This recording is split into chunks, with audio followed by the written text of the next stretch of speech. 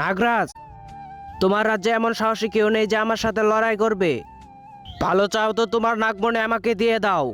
নাগরাজ, ওর সাথে আমি লড়াই করব।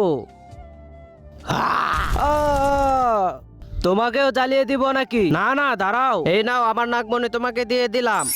ঠিক আছে। আমার নাগমণি কেউ রক্ষা করতে পারলো না। সবকটা ভীতু ছেলে জন্ম দিয়েছি আমি। আরে নাগরাজ, আপনি তো বিয়েই করেননি। তাড়াতাড়ি সাধু বাবাকে ডেকে আনো। নাগরাজ, সাধু বাবা। বাবা, তুমি আমাকে একটি শক্তিশালী সন্তান দাও।